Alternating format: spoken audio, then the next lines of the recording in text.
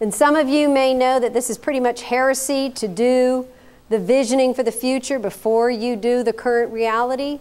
But like I said, I think people need to think aspirationally first. If you're too embedded, and I think a lot of times today people are so embedded in what the current reality is, they really can't think bigger picture. They can't think aspirationally.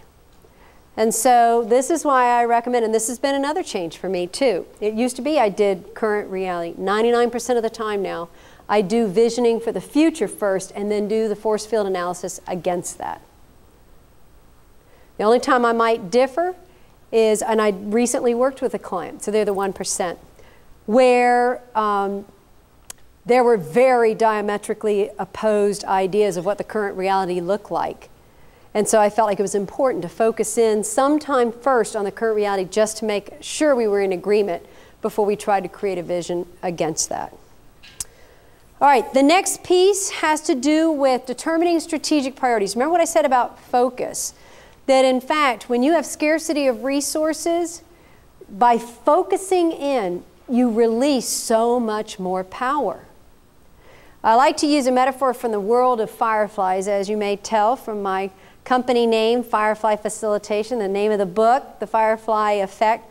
I have a passion for fireflies because I have great memories of growing up with my cousins and the neighborhood kids all coming together for a common purpose, chasing these fireflies and catching as many as you can, but figuring out different ways you could do it. And that's what I like to think of it. When a team comes together, you've got potential for just outstanding results if everybody knows the reason you're coming together. So I use in the Firefly Effect a variety of metaphors from the world of the firefly. So one of them is, and this is just painful to me to say, but the population of fireflies are dwindling. And do you know why it is? Light pollution. It's all these big McMansions with so many lights and the spotlights and so much overbuilding. There's very few spots for the fireflies to find each other.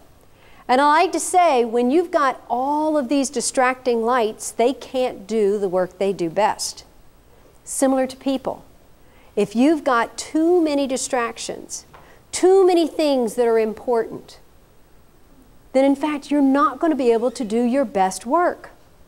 Employees will be frozen into inaction because they don't know the right things to do.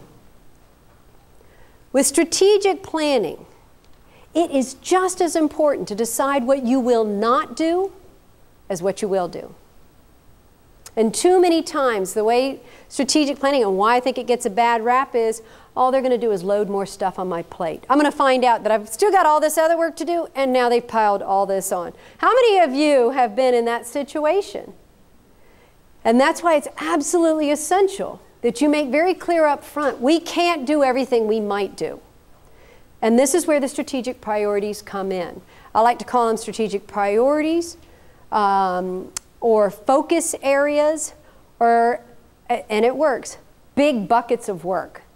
May sound non-technical, but people get it. What are the big buckets of work that we need to do?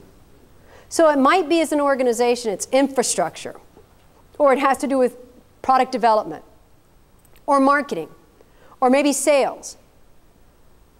So it's that kind of big bucket. What's a label for the bucket? So when you look at your force field analysis, and somebody says sometimes, should I only be looking at the forces working against me or the forces working for me? I said, try and look at the picture in totality. And think about what are the categories of work that need to be done. So I'm going to pause for just a moment and ask you to look at your force field analysis and capture what are the 3 to 5 categories or buckets of work that need to be done. Okay, step 6, decide goals and measures of success. So for each priority area that you've just identified, think about what success would look like 1 year from today. So just try and capture a general goal statement about what success might look like 1 year from today for each of those priority areas.